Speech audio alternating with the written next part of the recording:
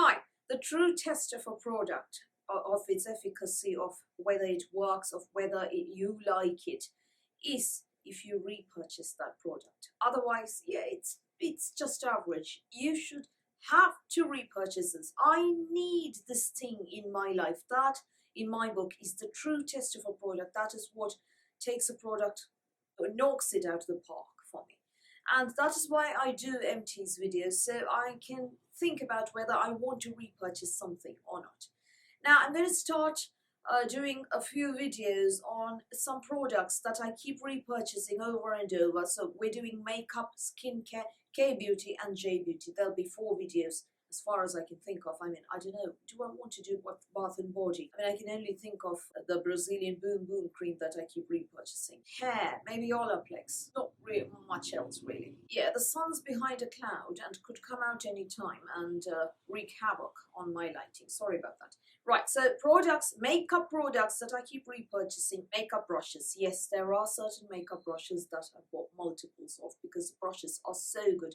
See, that's the true test of a product, as I said, if I've repurchased and repurchased. So, 2 of these, 1 in use, 1 brand new, and 1 grey handled old one in my travel bag. Sephora Airbrush Concealer Brush number 57, my second favorite concealer brush. Gentle, dense but flexible gentle bristles that do not target skin, that do indeed give an airbrushed finish. There is less chance of your concealer settling in creases with this brush than with any other. So why is it my second favorite? Because my first favorite or top favorite is the Wayne Goss brush number 16 from his original collection, from the originals where the bristles were all brown instead of white, because brush number 16 in the redone white bristled collection is completely different. It is an eyeshadow brush.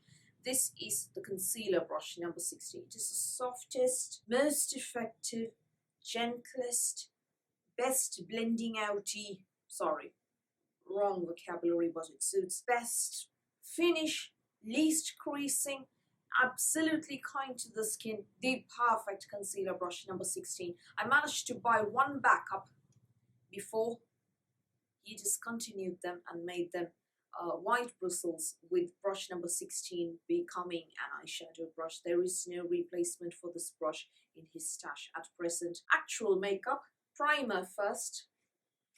I've got the Smashbox Photo Finish Super Light Primer, which used to be the Photo Finish Light Primer.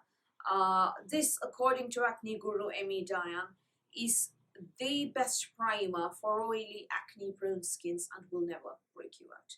I was used to silicone formulas such as, the Benefit Professional, very, very matte finish. This one is a dewy finish, but once your makeup goes on, it does become matte.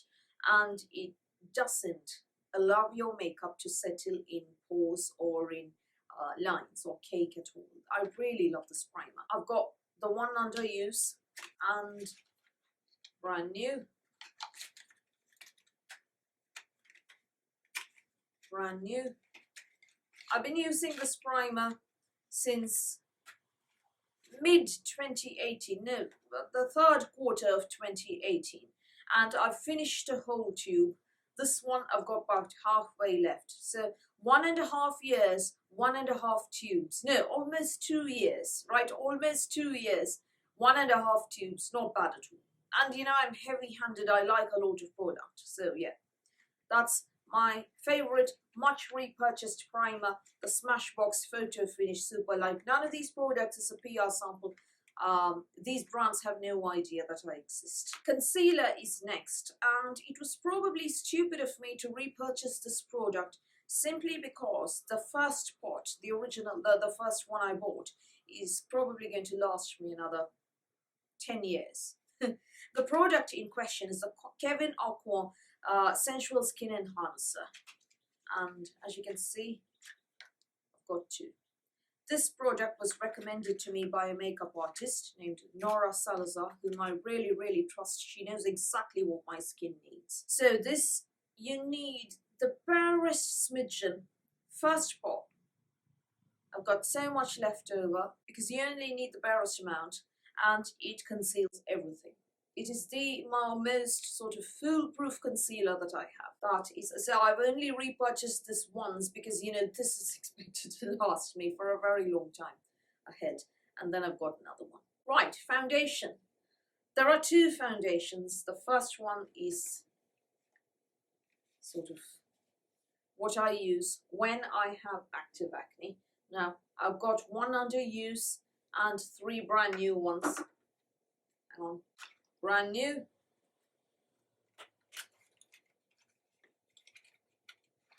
Brand new again.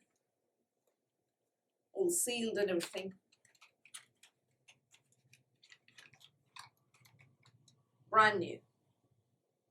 Yeah, this is actually older packaging than these. Here you can see the shade, the product inside. Why have I repurchased 3 brand new foundations? Because this one, for some bizarre reason, they only manufacture in 15ml bottles. So I only have 15 mils each, as opposed to other foundations which come in 30 to 35 mils of packaging. So what is this and why is it so special? This is the Etics Acne Control Foundation. Acne control is the key word. Again, recommended to me by acne guru Amy Diane.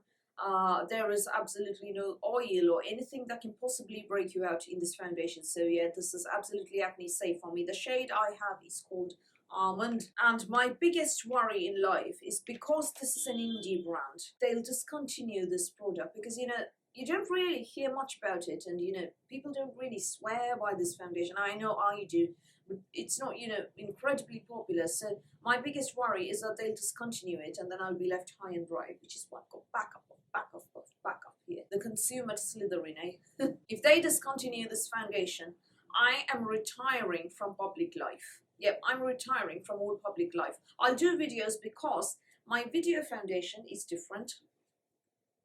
I know I rotate my foundations, but the one that looks best on video, with considerable reduction in the look of my acne scarring and full coverage, and keeps me matte for longer, is, and this is a brand that I didn't really like at first, MAC Studio Fix Fluid with SPF 15. My shade, obviously, as you can see, is NC38. I used to wear NC37, but then, I felt that was a smidgen too pale for me. And then, I had an awful breakout a second time in 2018 and tanned a bit because of my allergies and urticaria. So yeah, I started wearing NC38, which is perfect for me. So yeah, this is the one under use. Let's put that here. And then I've got a new one. And another new one. Confession, I only bought one backup because, this is 30 mils and I don't need that much. And this is a product that you'll find all the time. It is one of MAC's cult products. So why do I have 2? A friend of mine was shopping with me sometime last year, right before Christmas. And then I bought this because I wanted a backup. I only had the one bottle. And she sort of stared. I said, yeah, this is my thing. I do videos with this and all this sort of thing. And the next thing I know, I'm getting the same thing for Christmas. Why couldn't she have told me that she was buying this? I would have refrained from buying the backup. That way I would have had just the one backup. But yeah, I suppose she really didn't have many ideas. Anyway, it's a thought that counts. Now, MAC isn't a brand that I have really supported or have talked about at any point, and I'll tell you why that is. When I got into makeup first in a big way, I went to their counters and was appalled by the rudeness of their sales assistants. There was, I suppose you can try out your products by yourself, which is what I prefer doing. I don't want to have somebody breathing down my neck. I don't like that, but that was fine. When you have to purchase, you have to call somebody because, they've got to get the product out for you. In some counters, mind you, there was nobody around. And when you did take out the product by yourself in certain counters and, took it to the till for billing, whatever, they'd say, are you sure you want this? I don't think it will suit you. Things like that. Very, very off-putting. So that was why I avoided MAC for a very long time, and I still do avoid most of their products because, you know, I don't want to go to their counter. Their sales assistants make me look and feel very, very awkward, very, very ugly, very, very useless. They make me feel very useless and inept. So I don't like MAC counters. This foundation was actually, I was traveling and ran out of foundation, needed something. Nobody, you know, there was no other counter at hand. This was the only one available. And surprisingly, the sales assistant was magnificent, matched me perfectly. 2 NC37, mind you, not 38. So ever since, you know, it is a one MAC product that you will find on this channel. For now, I don't know if they'll improve further and I'll buy more of their products. You must believe me when I say that I have 2 backups of the It Cosmetics CC Plus Oil-Free Matte. This is sort of my hybrid, not quite a foundation, not quite a BB or CC cream for lightweight wear. It is actually heavier than most BB or CC creams or tinted moisturizers that I've tried, but it isn't as heavy as these two. Both these are full coverage, the Oxygenetics and the MAC. This one is much lighter. It contains SPF 40, a mineral or physical sunscreen. Obviously, the SPF in a foundation or tinted moisturizer or any such product is not enough to give you ample coverage, optimum coverage, so unless, you know, you apply a few inches there. So what I like doing is layering it above a tinted sunscreen, about which I'll talk in a minute. But yeah, this product, I've got 2 backups, and my shade is medium tan. I hate the original CC Plus cream, but you know, the matte, the oil-free matte version is perfect on my skin. Now we come to sunscreen. Normally, I mean, sunscreen is under skincare, so why am I talking about it here? Because the product that I'm talking about, oopsie, is a tinted sunscreen, and this is Goss Face Prime and Protect Tinted SPF. I've got 2 and a brand new one. I have talked about this in another video on mineral tinted sunscreens for oily skin types. So I'm just going to show you what the tint is like. This product is so precious, I really don't want to waste it. That is the tint over here.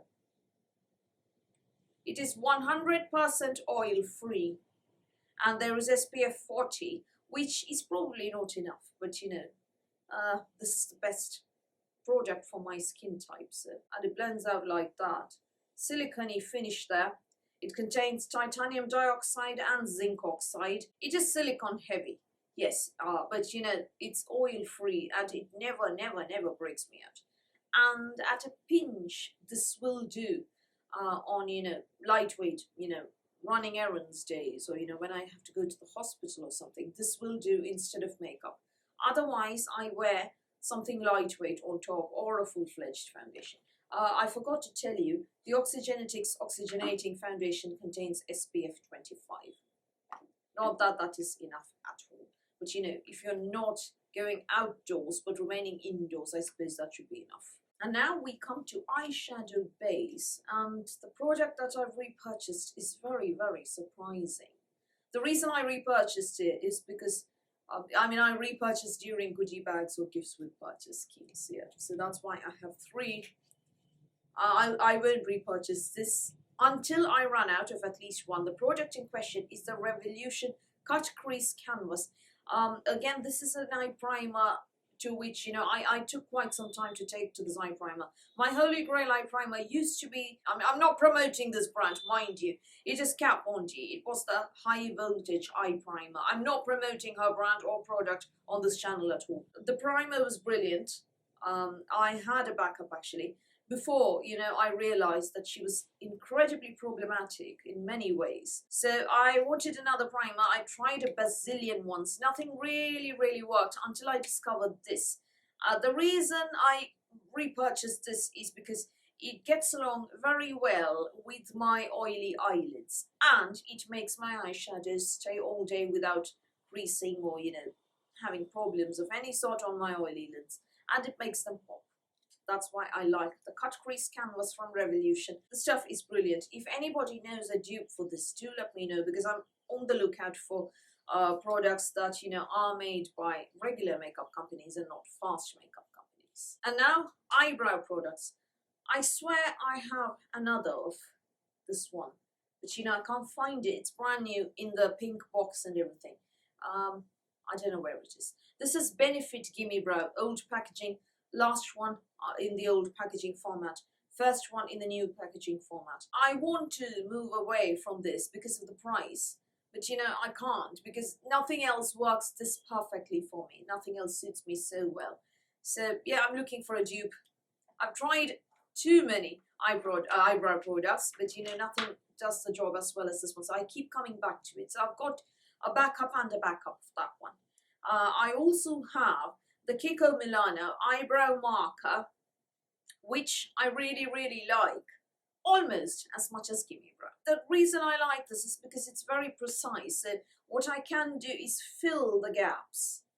Yep, so I've got the one and a backup. Eyeliner, confession, I'm very, very stingy. Yeah, this is somebody who likes buying luxury lipsticks and, you know, who doesn't mind spending on certain things. But when it comes to staple products, such as eyeliner, I'm very, very mingy. And I've got the Revolution eyeliner with me. Sorry, this is the one that I keep buying. And the reason I go for this is because I've got very, you know, shaky hands. And, you know, the kind that comes with a felt tip in a bottle or, you know, tube of some sort, it doesn't work out for me. Pen type, you can hold the product as close to the tip as possible without shaky hands. That works better for me. The problem is that these dry out at the drop of a hat very, very quickly. But I don't know, a dozen uses tops, that's all I can get. So there is no point in me spending on Clarins eyeliner, you know, which works wonderfully, or the Stila one. It will dry out after about a dozen uses anyway. So that's why I go in for the cheapest possible pen eyeliner, Revolution Pro. Yeah, Revolution has other pen type eyeliners as well. But you know, this is the tip that I like the most. And you know, the blackness and the formula that I like the most. I don't have lipsticks because, you know, I buy multiples of lipsticks. There were certain lipsticks where I did buy backups. You know, the Bourjois Rouge Edition Velvet lipstick, I did buy backups of. I think I finished quite a few. 2 or 3 I still have backups, but it's such an old product that, you know, I don't want to talk about it.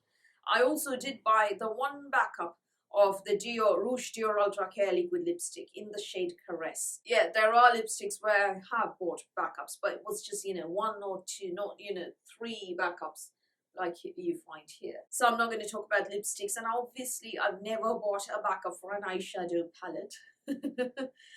So yeah, those are the makeup products where I've bought multiples, that I've repurchased again and again.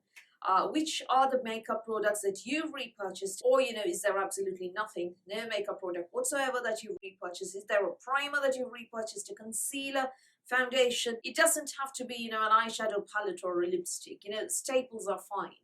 If so, do tell me that in the comments below. So that's all from me for today. Thank you for watching this video. Please do give me a thumbs up. Please do hit the subscribe button. Please do ring the notifications bell, and I'll speak to you soon.